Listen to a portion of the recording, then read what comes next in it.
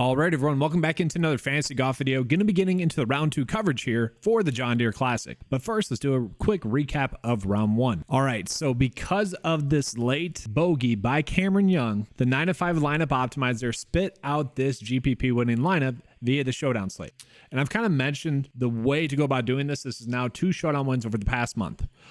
And what I'm doing is I'm literally just doing this one small thing. I guess two small things. So in the 9-5 lineup optimizer, what I'm doing is I'm going to 3 unique plays and then doing max exposure of 35%. That has spit out a round 3 winner. I think it was 3 weeks ago now, and then a round 1 Showdown win today. What I did unique though for this morning was because we typically want to be pulling in more players from the AMT time, is I did this. I went at least 5 players, and then what I went ahead and did is I used the 9-5 Showdown tool, okay, right here, and I just entered in the top Showdown plays that had the early tee time. And so for round 2, what we do is, because players are still finishing up the rounds as I'm recording this, we would click late. This would be still from round 1, and we would just click these top plays right in there and put it into the optimizer that way. Put those players into this section right here. And that's actually the very first time I have done it to that extreme amount. And that's the thing, guys. I'm testing data out with this. I'm testing out unique ways to go about entering Showdown content via the lineup optimizer, just purely based off of the constraints and the projection data that's in there, not changing anything uniquely. And we have taken down 2 Showdown over the past month, which is pretty awesome. But let's just take a peek at the leaderboard, see what's going on there. So as we will see, we got Jones Blitz and Grayson Murray winning right now, which is pretty rare. Okay, they're both 2 terrible golfers. Okay, and it does continue the weird trend of the 2023 season, where we have had just strange round 1 first round leads. It's just one of those things that has been occurring. But we can see, like, literally the top plays are all pretty low owned besides Cameron Young and Adam Schenk. I would say both of those 2 probably had their best rounds that they will have this week. Now, I'm not saying it's not going to be enough for them to win, and Adam Schenk was pretty sharp for most of it, but Cameron Young had some kind of lucky shots, I would say, although he's talented. Like, it's not shocking. It's not shocking that either of them are playing well. Just based off of my viewing, like, it did seem like they got a little bit lucky. Now, that being said, let's just take a peek at ownership here. We have Russell Henley, who's the chalk, okay? Almost 25% owned. He is someone that is probably going to go off in round 2. He was 2 under par. Well, let's see what it ended up being, while losing 2.79 strokes to the field putting. I mean, it was just terrible. Now, typically speaking, he's not the best putter, don't get me wrong, but it's about even keel. So at the very least, you could give him at least 2 strokes more putting. Okay, and he'd be at -4. So he could easily go out and have a better day, and we kind of expect him to go out and have a better day. The data will probably back that up as well. But from there, like, the chalk isn't exactly doing too well. I was a little bit shocked at the ownership of Cameron Young. Okay, risk reward based play, but honestly, like, I put this in the 9-5 write up. Like, a player like Cameron Young, a player like Justin Thomas, a player like Colin Morikawa, or even Roy for that example, is it really doesn't take much for them to figure it out. And when they do, they can typically find themselves in contention. I think that's what we're seeing with Cameron Young, though.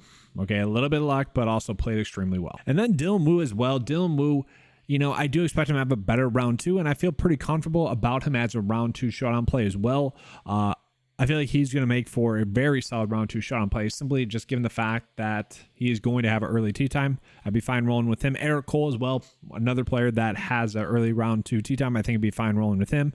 But the ownership was pretty spread out, so there isn't like too much chalk, which is just very interesting in that regard. I do think that we will see the leaderboard start to steady out a little bit, if you will. It is kind of crazy that literally the one sub 7K play that I decided to fully be on, Grayson Sig, is shooting -6. He was a player that I mentioned as well that, you know, I really did want to try to get him into my first look build here. But the one player that I ended up on was kind of just a random Corn Ferry Tour play. Definitely better than Ludwig. I don't even know how to say his name, but he's currently at -4. Scratch that, he finishes round -5. So technically 2 value plays on the week are doing pretty well. We'll see how that holds up. But all in all, my biggest takeaways from round 1 are that it kind of played as expected. A little bit more difficult, I would say, but the birdies are out there. Players just need to be able to convert. It seemed like players are just kind of figuring out the course a little bit today, and I think we could see some really low scores then tomorrow. But now let's just go ahead and get into the top Showdown plays. Well, first, I guess we'll take a peek at the live strokes stats. I do think that's beneficial for everyone to see.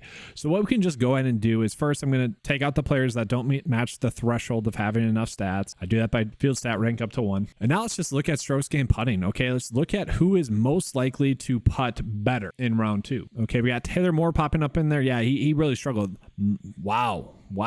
Plus 3.5 strokes putting. Yeah, you certainly expect him to putt better. Keith Mitchell really struggled. Adam Hadwin also really struggled. Any big name plays other than those like 3 that are popping up in there?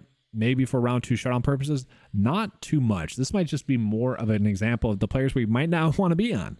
We can see Kevin Yu actually gained a lot of strokes putting. Okay, that's not typical for him. Cameron Young gained 3.24 strokes putting. Yeah, he typically does not do that, okay? So he is not expected to putt as good tomorrow. Same thing with Cameron Champ, Robert Streb. So that's where I was saying like a little bit lucky that he had that good of a round, okay? Not terrible, but still a little bit lucky in that regard. And then let's just look at who's most likely to regress from their strokes gained in round 1. No big surprises there too much in terms of players that match that threshold, and then players that are most likely to play better in round 2. Just based off of that, we can kind of see. Okay, so now let's just go ahead and take a peek at the showdown content, but let's just take a peek at the regression rank. Which players are most likely to play better in round 2? All right, so we got Taylor Montgomery, Joseph Bremlett, Seb Straka, Will Gordon.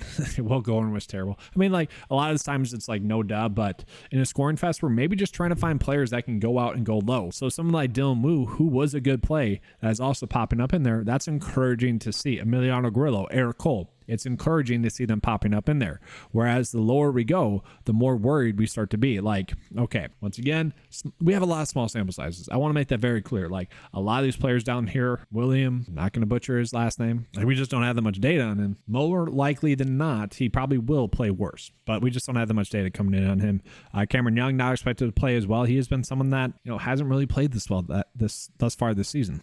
So now let's just go ahead and take a peek at the top round 2 showdown plays. And it is kind of funny that my 2 showdown wins were 2 days in which I didn't do a video. Might be something there. The tough part about honestly doing this, it really is. Looking at it, the top showdown plays, and I do still have this set for late, by the way. I can go back through and do it for the full slate, and I will do that, I guess. I'll do that right at the end of this. So this is set at late because there are still players on the course. Once everyone is off the course, this will update 2 early tee times, okay? But for now, it's late because there's still golfers on the course, so it's still round 1 in terms of that data point. So the top golfers that will have the AMT time in round 2. Emiliano Grillo, Alex Smalley, Eric Cole, JT Poston, Bazoonhout, Benny Ann, Michael Kim. What's surprising is Dylan Wu is not exactly popping up in there as much. I expect him to have a much better day, and I probably will maybe bump up his projections a little bit. We do see Cameron Young popping up in there a decent amount. But what I'm going to do is I'm literally doing this. So going to settings, going to player groups, and we're going to do, I want at least 5 of those plays again. So Eric Cole is one of those players. We got Cameron Young right there. Eric Cole. I think Ludwig was one of them as well, so I'm fine with that. Grillo, though. There we go. Let's see who else was in there. Poston, Benny Ann. I am putting Dylan Wu in there. I might bump up his projections because I do think he's going to have a good day. And Bazoon out, we're tossing in there. Who else? Taylor Montgomery, Joseph Bremlett. I don't know, man. I don't know about them. Nick Taylor, SH Kim. Okay, so we have enough players in there. Should be able to generate. And so it wouldn't run for this specific one with 3 unique players. So I just took that off. That's probably just because the round 2 showdown plays aren't projecting to be out as good of plays. So let's see. Any players that I don't want to be on as much as it's currently telling me, because we have a lot of 40%.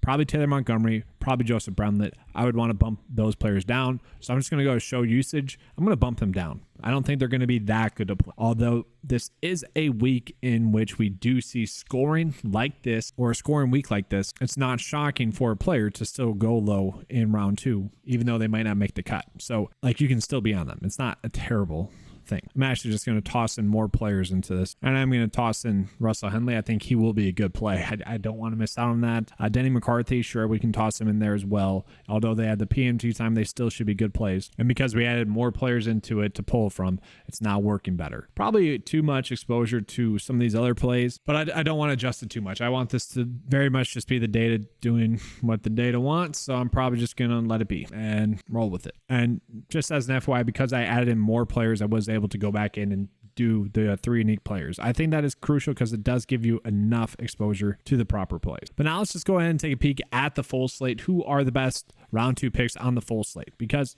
yeah, players are still going to go low regardless. So Russell Henley, obviously, Adam Hadwin, then Denny McCarthy, like they didn't really play as well as you would expect them to. So that makes sense. You got Doug Ginn popping up in there, Patrick Rogers, like that all makes a lot of sense, right? Like we're not really shocked there at those. So we kind of get that. Let's go ahead and just take a peek at the regression. Which players are expected to play the best in general? Still basically a lot of the same plays, which is interesting. So lastly, let's just take a peek at the current outright odds. And so Vegas is currently giving Cameron Young about a 15, almost 16% chance to win, then Adam Schenk, then Alex Smalley. I have Alex Smalley as an outright bet, so I'd very much love that. I have Denny McCarthy as an outright bet. I would very much love that as well. Russell Henley there, not bad, but it would be tilting to see Cameron Young get a win. I was thinking about doing it because it made a lot of sense for this to be the perfect spot for him. But we can still see very much spread out, except for like Jonas Blitz and Grayson Murray.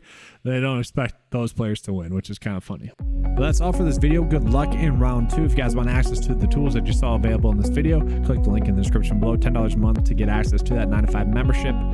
Best value in fantasy golf. Let's have a good slate. And as always, let's keep cashing.